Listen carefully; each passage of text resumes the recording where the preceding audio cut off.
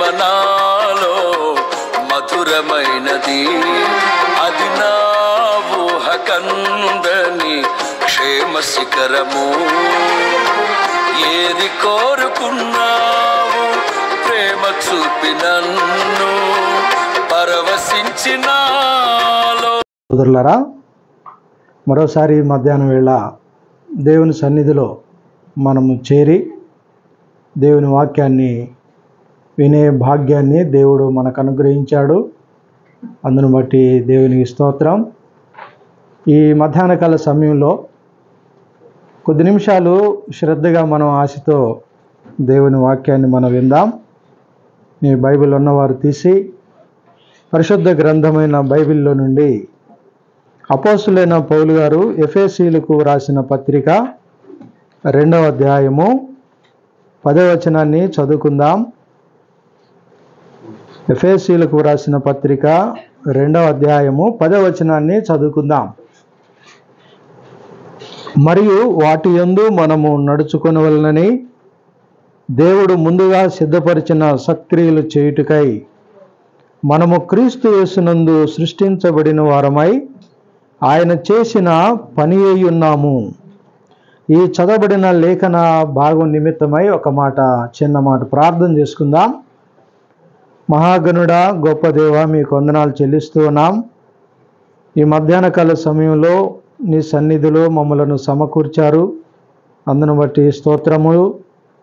ప్రభువా, చేరి వచ్చిన నీ ప్రియ పిల్లలందరిని బట్టి కూడా స్తుతిస్తూ ఉన్నాం. ఈ కూడికలో మీ నామానికి మహిమ కలిగించుకోండి. చదవబడిన లేఖన భాగాన్ని చక్కగా మీరు మాకు వివరించండి. నిలబడిన నీ దాసుని మీరు పూర్తిగా మరుగుపరిచి మీరే మాట్లాడి మహిమ ఘనత ప్రభావాలు పొందుతారని నమ్ముతూ క్రీస్తు యేసు అమూల్యమైన నామములో స్తుతించి ప్రార్థిస్తున్నాము తండ్రి, ఆమేన్. మంచిది. ప్రభునందు ప్రియమైన సోదరి సోదరులరా, ఈ సమయంలో మనము దైవ గ్రంథమైన బైబిల్లో పత్రికలలో మనం ఒక మాట చదువుకున్నాం.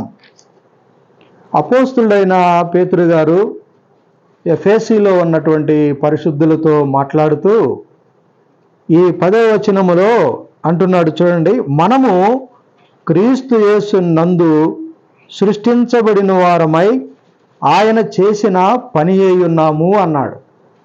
మనము ఆయన చేసిన పనివారం అంటే ఈ విషయాలన్నీ కూడా అపోస్తులైన పౌలు గారు ఎఫెసీలో ఉన్న పరిశుద్ధులను హెచ్చరిస్తున్నాడు.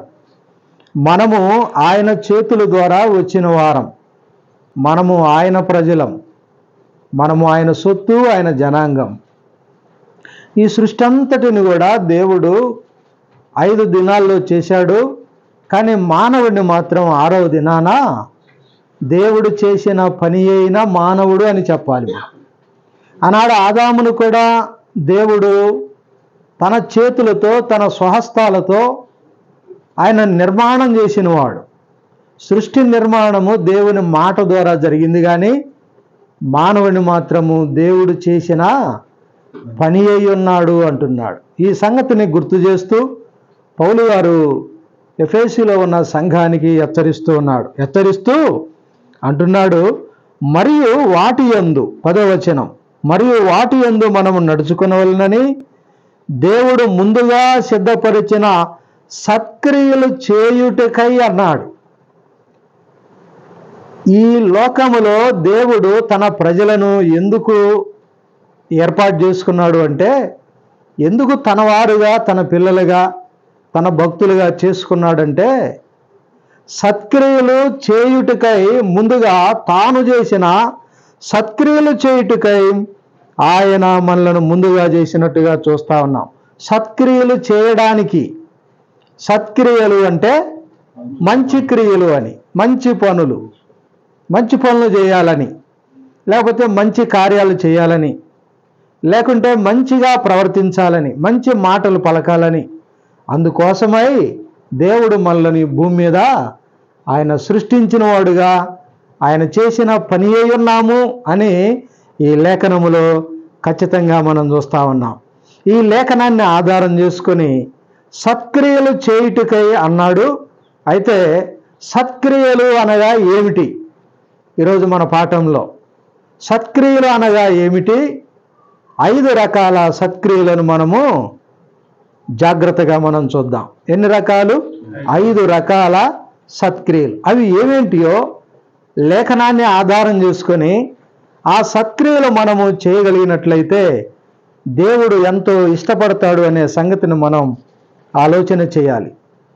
ఈ సమయంలో మొట్టమొదటిగా యోహాను సువార్త 6వ అధ్యాయం, యోహాను సువార్త 6వ అధ్యాయం 28వ వచనంలో ఒక మాట మనం చదువుకుందాం. 6వ అధ్యాయము 28, 29 వచనాలు ఉన్నాయి. వారు మేము దేవుని క్రియలు జరిగించుటకు ఏమి చేయవలెనని ఆయనను అడుగగా యేసు ఆయన పంపిన వాని యందు మీరు విశ్వాసముంచుటయే దేవుని క్రియ అంటున్నాడు. ఆనాడు శిష్యులు యేసు ప్రభుని అడుగుతున్నారు.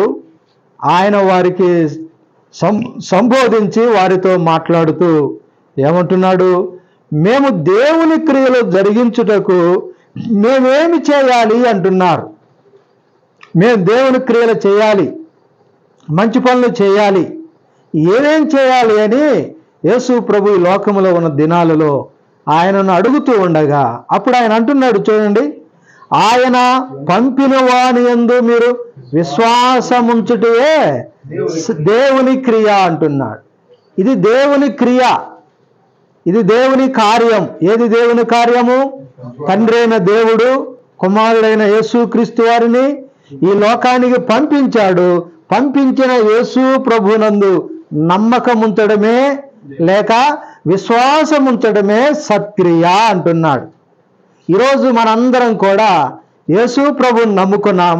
ఆల్రెడీ నమ్ముకున్న మనలో ఏ కార్యం జరిగింది? సత్క్రియ జరిగింది.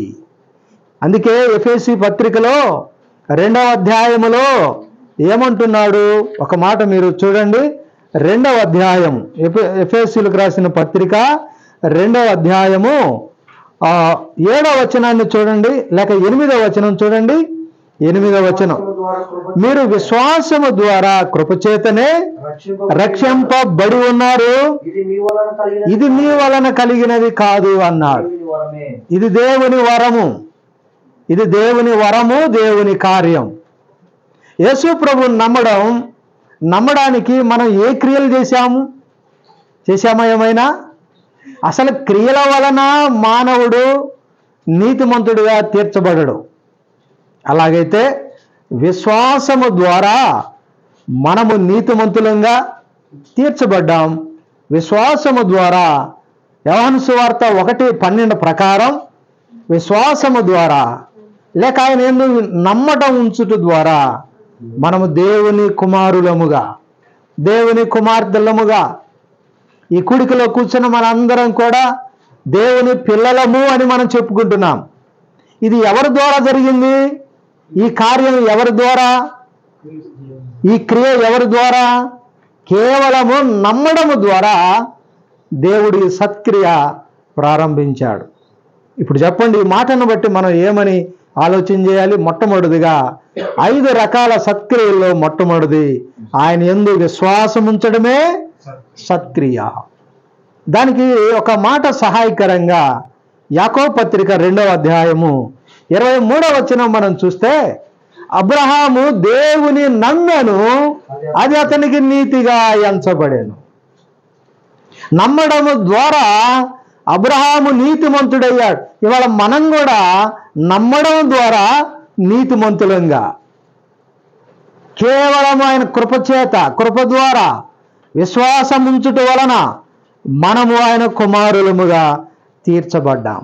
అబ్రహాము నమ్మినవాడు, అబ్రహాము నమ్మి ఎలాగ మారాడు? నీతిమంతుడుగా.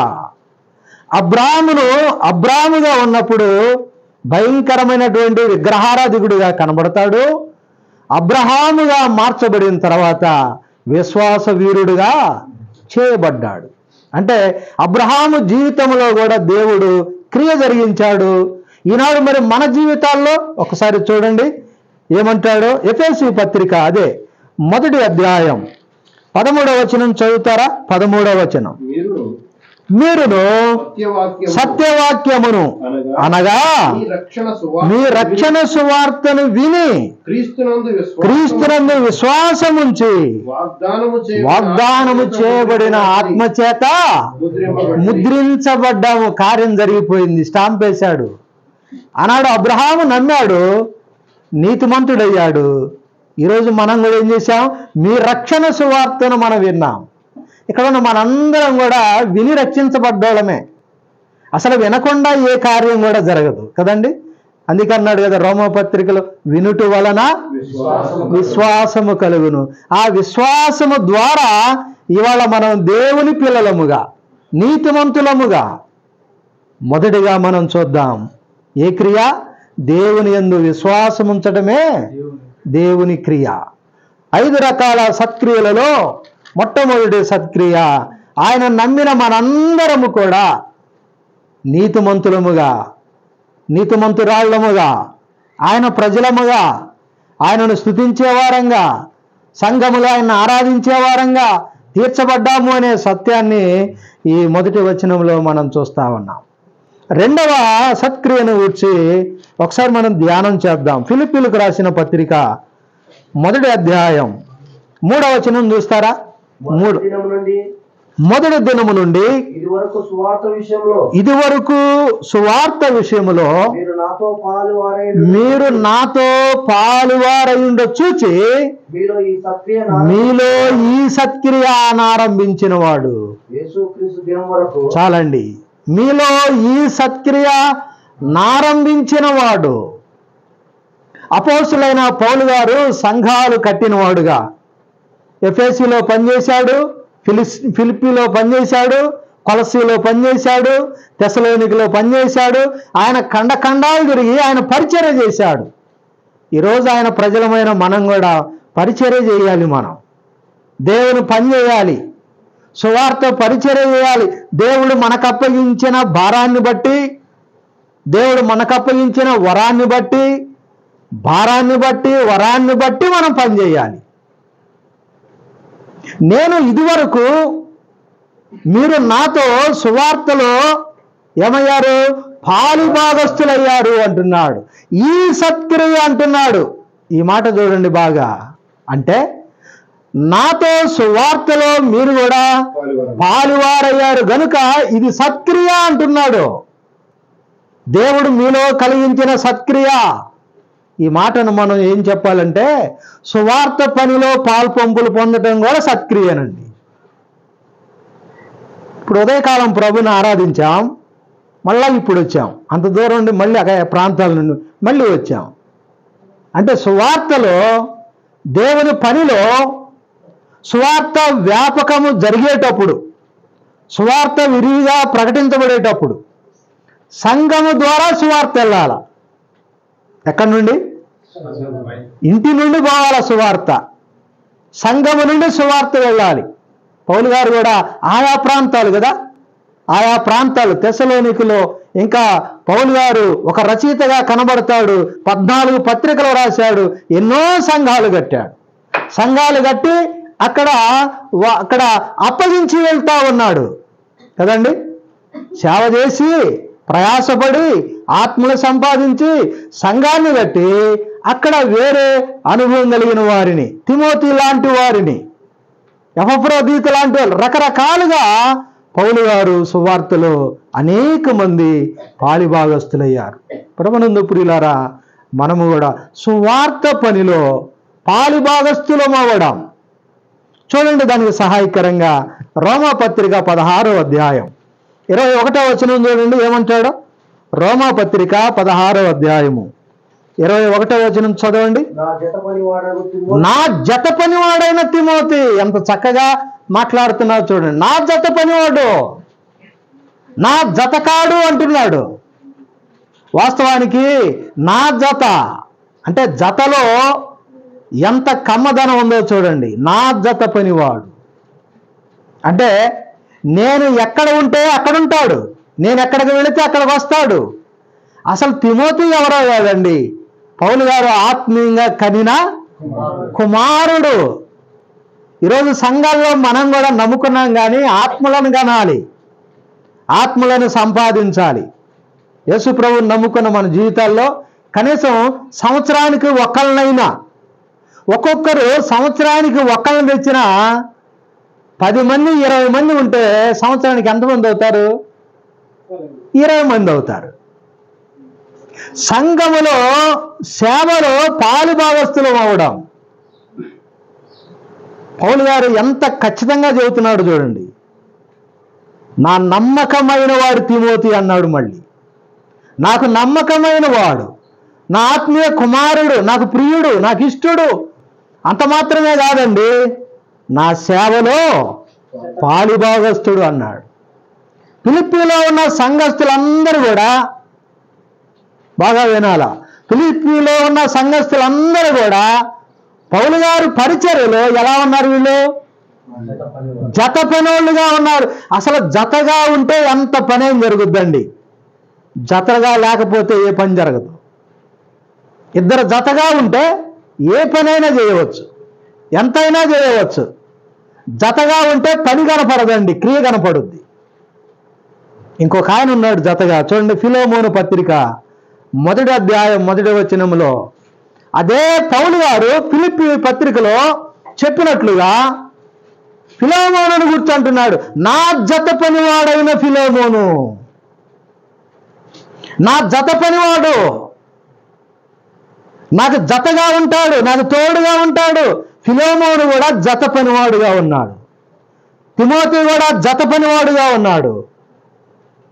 2వ కొరింథీ పత్రిక 8వ అధ్యాయము 23వ వచనం చూస్తారా? ఏమంటాడో 23వ వచనం 8:23 2వ కొరింథీయులకు రాసిన పత్రిక, మీ బైబిల్ ఉన్నవారు తీసి చూడండి. 8వ అధ్యాయం 22వ వచనం చూడండి. తీతు ఎవరని మిమ్మల్ని అడిగిన ఎడలా అతడు నా పాలివాడు, మీ విషయంలో నా జత పనివాడు. చూడండి 2 మాటలు అంటున్నాడండి, నా పాలివాడు, నా జత పనివాడు అని చక్కగా మాట్లాడుతున్నాడు. ఇవాళ సంఘములో ప్రభువుని నమ్ముకున్న తర్వాత మనం కూడా సువార్త పనిలో, సువార్త సేవలో జత పనివారంగా కదండి. దీన్ని కూడా ఇంకొక మాట అంటారు, చేదోడు వాదోడుగా, 2 చేతులు కలిసి పనిచేసినట్టుగా. నా జత పనివాడైన తిమోతి, నా జత పనివాడైన ఫిలోమోను, నా పాలివాడు, నా జత పనివాడు తీతు అంటున్నాడు. ఇంకా ఎపఫ్రోదీతు కూడా జత పనివాడే. చాలా మంది ఉన్నారు. ఇవాళ సంఘాలలో జత పనివాళ్ళుగా ఉంటే చాలా పని జరుగుద్దండి. మనం అవకతవకలుగా ఉన్నాం అనుకోండి, పని జరగదు. అందుకంటారు కదా, ఎడమొఖం పెడమొఖంగా ఉంటే పని చేయలేం. కలిసి ఉంటే కలదు సుఖము, కలిసి లేకుంటే కలదు దుఃఖము. కలిసి ఉంటే ఎంత పనైనా చేస్తాం. సంఘంలో కలిసి ఉండాలా, కుటుంబాల్లో కలిసి ఉండాలా, కలిసి వెళతా ఉంటే ఎంత పనైనా జరుగుద్దండి. పౌలు గారు చూడండి ఏమంటున్నాడు, ఇంతకుముందు దినాలలో మీరు నాతో సువార్తలో పాలువారయ్యారు. ఈ సత్క్రియ మీలో ఆరంభించిన వాడు దేవుడు ఆరంభిస్తాడు. మనం కలిసి ఉన్నప్పుడు ఆ క్రియను దేవుడు ఆరంభిస్తాడు. రెండవదిగా మనం చూస్తే సువార్త సేవలో పాలుభాగస్తులుగా ఉండడం, జత పనులుగా ఉండడం, ఇది కూడా సత్క్రియ. ఈ సత్క్రియలో కొంతమంది ఫెయిల్ అయిపోతున్నారు, ఈ సత్క్రియలో కొంతమంది నిలబడుతున్నారు. మనం జత పనులంగా ఉండాలి. జత పని అంటే ఇంకొక అర్థం ఉందండి. జకర్యా గ్రంథం ఒక మాట చూస్తారా? జకర్యా గ్రంథం 3వ అధ్యాయము 8వ వచనం చూస్తారా? 8వ వచనం జకర్యా గ్రంథము 3వ అధ్యాయం 8వ వచనం. మీ ఎదుట కూర్చుండు మీ సహకారులు సూచనలుగాను ఉన్నారు అంటున్నాడు. సహకారి అంటే జత పనోడేనండి.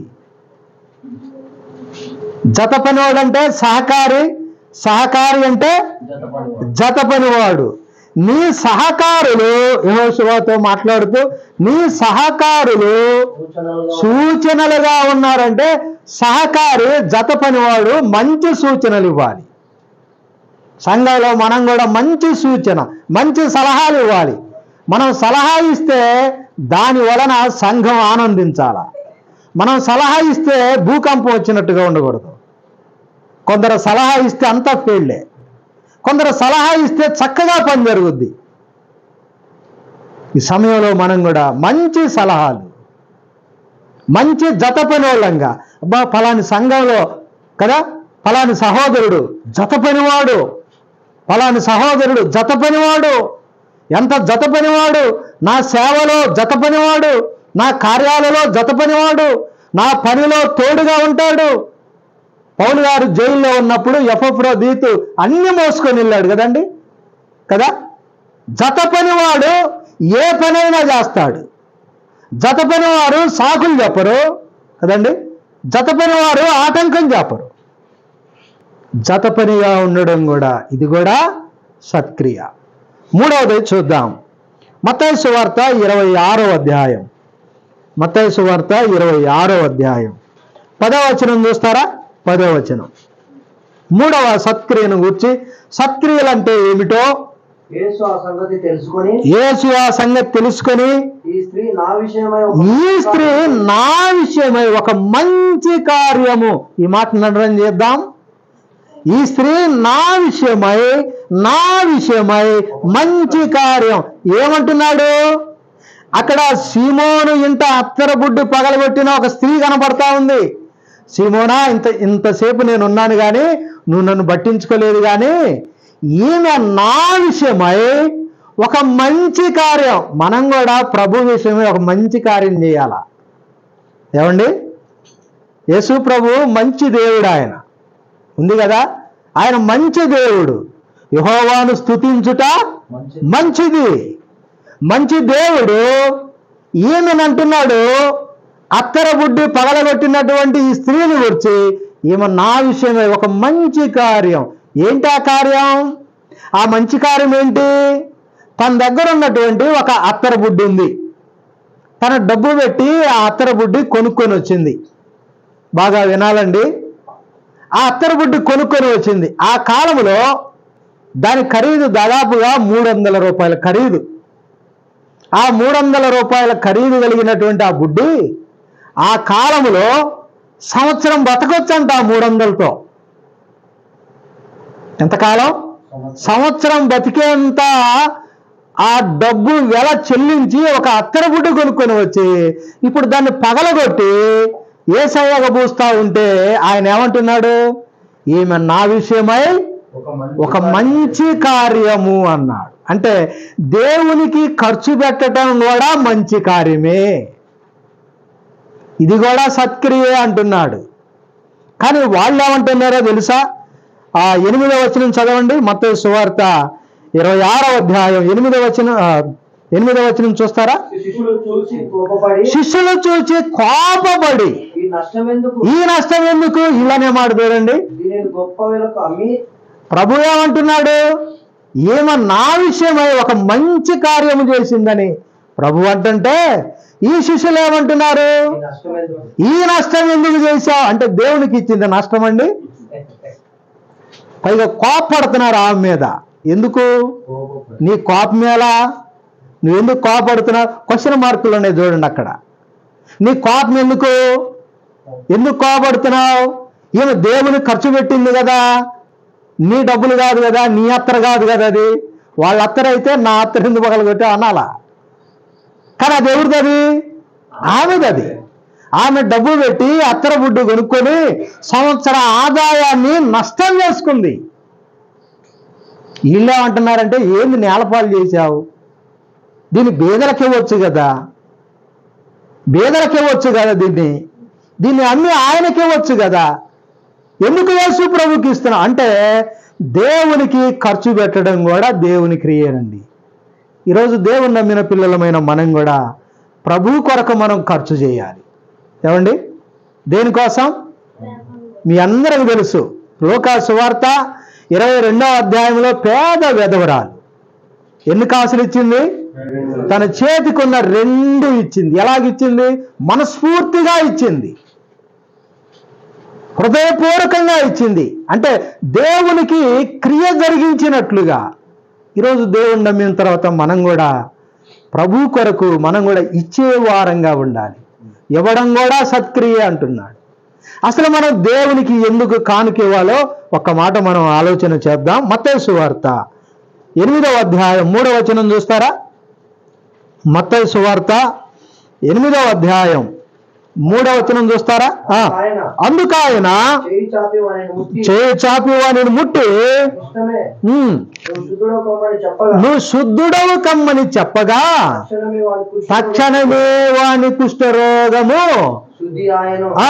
అప్పుడు యేసు ఎవరితోనూ ఏమి చెప్పకు సుమి, కానీ నువ్వు వెళ్ళి వారికి సాక్షార్థమై నీ దేహమును యాజకుని కనపరుచుకొని మోసే నియమించిన కానుకను సమర్పించమని చెప్పాడు. ఆయన వానితో చెప్పాడు. ఇవాళ మనతో కూడా చెప్తూనే ఉన్నాడు. ఎందుకు చెప్తున్నాడు? నువ్వు శుద్ధుడు అయినందుకు. కానుక ఎందుకు ఇవ్వాలండి? శుద్ధుడు అయినందుకు, నువ్వు రక్షించబడినందుకు. ఇట్లా చెప్పాలి మనం. మరలా పాప రోగం పోయింది, ఆనాడు కుష్ఠరోగం పోయింది, ఈనాడు మన పాప రోగం పోయింది. మనం రక్షించబడినందుకు కానుక ఇవ్వాలి. ఎందుకు ఇవ్వాలి? ఇప్పుడు మనం ప్రభువుని నమ్ముకున్నాం అంతే. ఆయన ప్రజలు ఆయనకి ఒక ఎవరికి ఇస్తారు చెప్పండి? రక్షించబడినందుకు కానుక ఇవ్వాలా? ఇంకొకటి మాట కూడా చూద్దాం. కానుక ఎందుకు ఇవ్వాలో మార్క్స్ వార్త 1వ అధ్యాయం 44వ వచనం చూస్తారా? 44వ వచనం, 44వ వచనం మార్క్స్ వార్త. కానీ నీవు వెళ్ళి వారికి సాక్షార్థమై నీ దేహమును యాజకుని కనబరుచుకొని నువ్వు శుద్ధుడైనందుకు ఖండితముగా ఆజ్ఞాపించను. అంటే కానుక అనేది దేవుని ఆజ్ఞ. ఖచ్చితం, ఖండితం.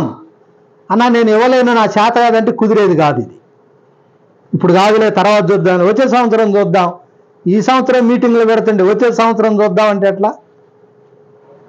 అంటే ఖండితముగా, ఖచ్చితముగా. అదే కుష్ఠరోగితో ప్రభు మాట్లాడుతూ మోసే నియమించిన కానుకను సమర్పించమని ఖండితముగా ఆజ్ఞాపించాను.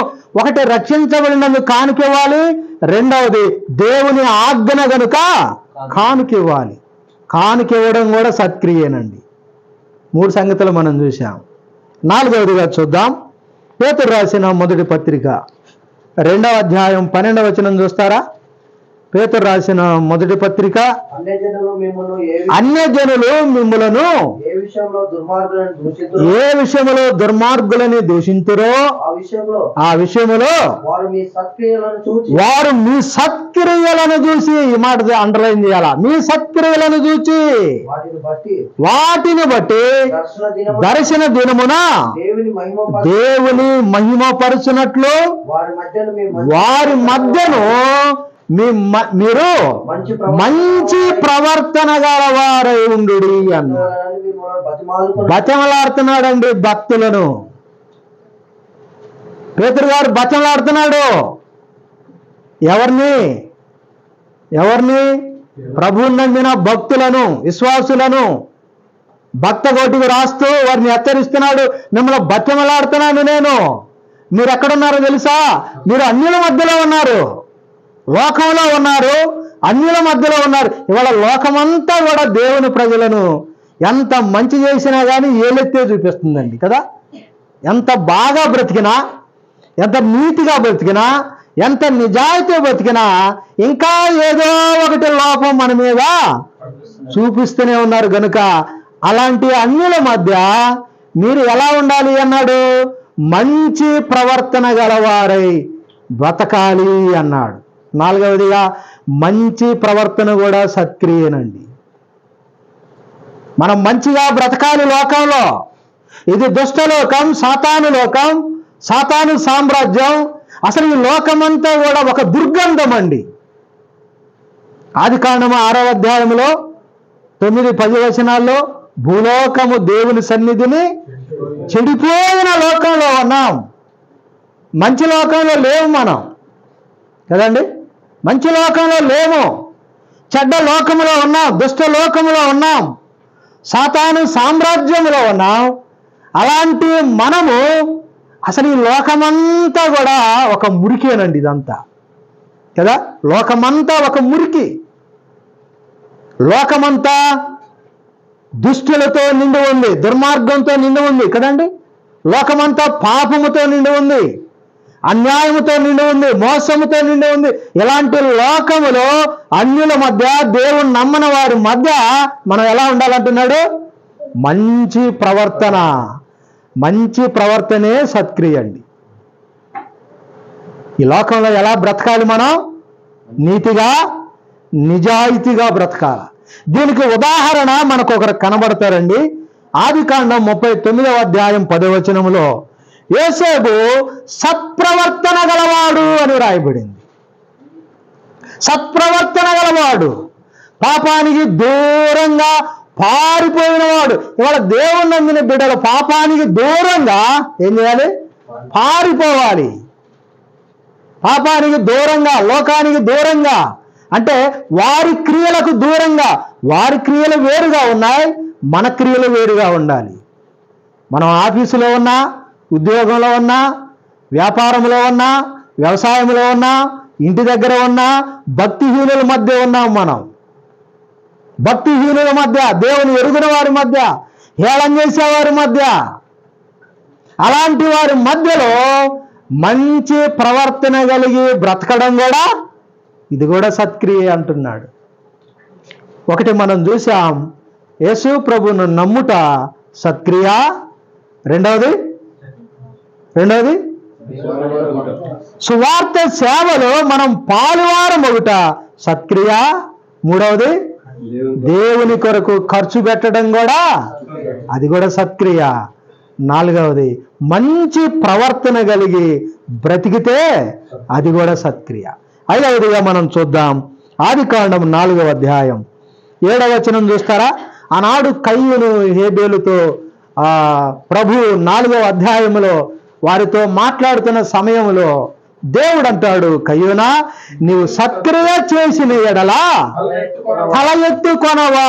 అంటే సత్క్రియ చేసిన ఎడల తల ఎత్తుకొనవంటే సత్క్రియ ఒక ఉన్నతమైన స్థానానికి తీసుకొని వస్తుంది.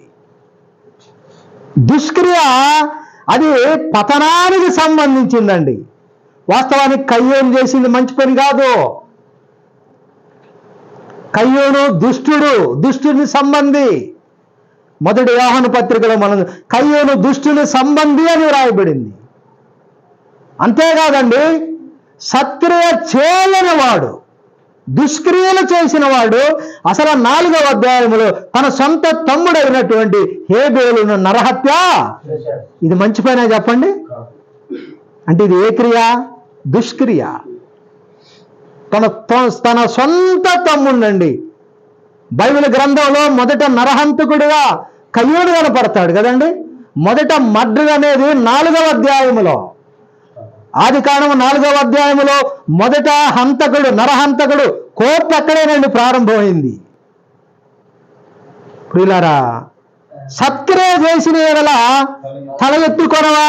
చూడండి, కొంతమంది దుష్కార్యాలు చేసిన వాళ్ళు ఎప్పుడు కూడా తల దించుకుంటారు కదండి. మంచి పని చేయని వాళ్ళు తలలు దించుకుంటారు. యథార్థంగా బ్రతికిన వారు, మంచి పని చేసిన వారు, సత్క్రియలు చేసిన వారు, మంచి కార్యాలు చేసిన వారు తల ఏమంటారు? తల ఎత్తుకుంటారు. అంటే ఒక మాట చెప్పాలంటే సత్క్రియ మనలను తలెత్తుకునేటట్లుగా చేస్తూ ఉంది. అందుకే మనం సత్క్రియలు చేయాలి. బైబిల్లో ఒక మాట చూడండి, తీతు పత్రిక 3వ అధ్యాయం 8వ వచనం చూడండి. తీతు పత్రిక 3వ అధ్యాయం 8వ వచనం చూస్తారా? ఒక మాట, 8వ వచనం. ఈ మాట నమ్మదగినది, సత్క్రియలు శ్రద్ధగా చేయాలంటున్నాడు తీతు పత్రికలో. మనసుంచాలి అంటున్నాడు. సత్క్రియ కూడా శ్రద్ధగా చేయాలి, శ్రద్ధగా చేయాలి, మనసు పెట్టి చేయాలి, మనసుతో చేయాలి, ఇష్టంగా చేయాలి. కొంతమంది చేస్తారులే ఏదో కష్టంగా, ఏదో అంటున్నట్టుగా అంటారే. మనసుతో కదండి, ఎక్కడి నుండి రావాలని? హృదయంలో నుండి పెళ్ళముకాల. సత్క్రియ ఎలా ఉంటున్నాడు? శ్రద్ధగా చేయాలి. మనం లోకంలో చాలా వాటి మీద శ్రద్ధ కలిగి ఉంటాం, కానీ సత్క్రియలు చేయుటలో కూడా శ్రద్ధగా చేయాలి, శ్రద్ధగా చేయాలి, మనసు పెట్టి చేయాలి.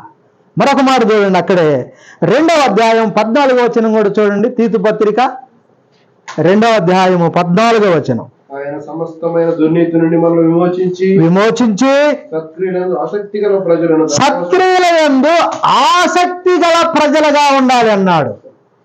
ఇందాక శ్రద్ధగా చేయాలన్నాడు, మళ్ళీ అక్కడ ఏమంటున్నాడు?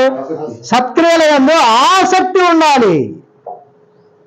సత్క్రియలందు ఆసక్తి, సత్క్రియలు శ్రద్ధగా, సత్క్రియలు మనసుతో, మంచి మనసుతో.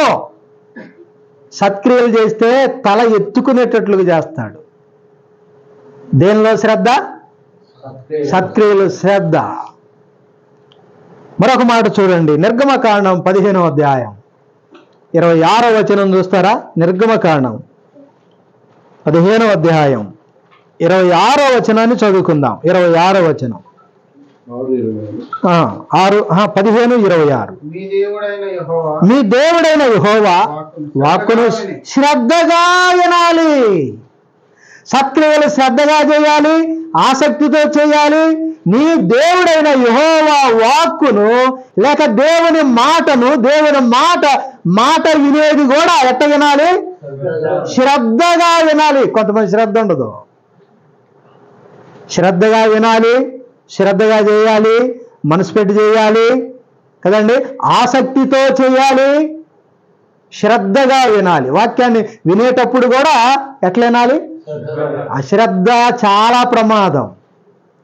పౌలు గారు దేవుని వాక్యాన్ని ప్రకటిస్తున్నప్పుడు ఐతుకని ఒక యవనస్తుడు మేడ మీద కూర్చున్నాడు. మేడ మీద కిటికీలో కూర్చున్నాడు. ఆడ కూర్చొని ఏం చేస్తున్నాడు అంటే అది నిద్రపోయే సమయమేనా? వాక్యం చెబుతాడంటే నిద్రపోయే సమయమేనది. అయ్యగారు ఒక్కాలు అటు ఒక్కాలు ఇట్టేశాడు, కన్ను మలిగింది, కింద పడ్డాడు, చచ్చిపోయాడు. అంటే ఈ ఐతుకులో ఏముంది? అశ్రద్ధ. అశ్రద్ధ కలిగి ఉంటే చాలా నష్టము, ప్రమాదం, అది మరణం కూడా. అశ్రద్ధలో ప్రమాదం ఉంది. వాక్యాన్ని వినేటప్పుడు శ్రద్ధగా, పని చేసేటప్పుడు శ్రద్ధగా, కార్యాలు చేసేటప్పుడు శ్రద్ధగా, హడావుడికి చేయకూడదు. శ్రద్ధ చాలా ప్రాముఖ్యం. ఇంకొక మాట చూసి మనం ముగిద్దాం. ఇర్మియా గ్రంథం 48వ అధ్యాయం 10వ వచనం చూస్తారా? ఇర్మియా గ్రంథం 48వ అధ్యాయం 10వ వచనాన్ని చదువుకుందాం. ఈ మధ్యాహ్నం వేళ మనము సత్క్రియలు అంటే ఏమిటి? బైబిల్ గ్రంథంలో 5 రకాల సత్క్రియలను గురించి, యెహోవా కార్యమును అశ్రద్ధ చేయువాడు శాపమే. అశ్రద్ధలో శాపం ఉందండి, శ్రద్ధలో మేలుంది, అశ్రద్ధలో శాపం ఉంది, అశ్రద్ధలో మరణం ఉంది, అశ్రద్ధలో నష్టం ఉంది. శ్రద్ధగా చేయాలి, ఆసక్తిగా చేయాలి, మనసు పెట్టి చేయాలి. అది దేవుని క్రియ అంటున్నాడు. అందుకే 5వదిగా మనం చూస్తే సత్క్రియలు చేసిన ఎడల తల ఎత్తుకోవంటే సత్క్రియలు ఒక ఉన్నతమైన స్థాయికి తీసుకొని వస్తాయి అని అర్థం. 5వది. ఈ సమయంలో మనం పరిశుద్ధ గ్రంథంలో 5 రకాల సత్క్రియలను గురించి మనం ధ్యానం చేశాం. మొట్టమొదటిగా యేసు ప్రభుని నమ్మటమే సత్క్రియ. ఇది మనందరిలో జరిగింది. ఇంకా ఎవరైనా ఈ కూడికలో యేసు ప్రభుని నమ్ముకోకుండా అలాగే ఉంటే వెంటనే యేసు ప్రభుని నమ్ముకొని మీ జీవితాల్లో ఈ సత్క్రియ ప్రారంభించాలని ప్రభు పేరట మీకు తెలియజేస్తున్నాను. 2వదిగా దేవుని సేవలో పాలు భాగస్థులమై ఉండడం కూడా, అది కూడా సత్క్రియ అంటున్నాడు. 3వదిగా మత్తయి సువార్త 26:10లో దేవునికి ఖర్చు పెట్టడం, దేవునికి ఇవ్వడం, దేవుని పనికి ఇవ్వడం, దేవుని కార్యాలకు ఇవ్వడం కూడా సత్క్రియ అంటున్నాడు. 4వదిగా 1వ పేతురు పత్రిక 2వ అధ్యాయం 12వ వచనంలో మంచి ప్రవర్తన కూడా సత్క్రియ అంటున్నాడు. 5వదిగా మనం చూస్తే ఆదికాండం 4:7లో సత్క్రియ ఒక వ్యక్తిని తల ఎత్తుకునేటట్లుగా చేస్తూ ఉంది. సత్క్రియలు చేయకపోతే తల దించుకునే పరిస్థితులు వస్తాయి. కాబట్టి 5 రకాల సత్క్రియలను మనం సంఘానికి అన్వయం చేసుకుందాం. ఆధ్యాత్మిక జీవితమైనటువంటి మన జీవితాలకు అన్వయం చేసుకొని ప్రభు కొరకు సత్క్రియలు చేయడానికి తీర్మానం చేసుకొని ముందుకు సాగిపోదాం. దేవుడి కొద్ది మాటలు ప్రభు దీవించునుగాక.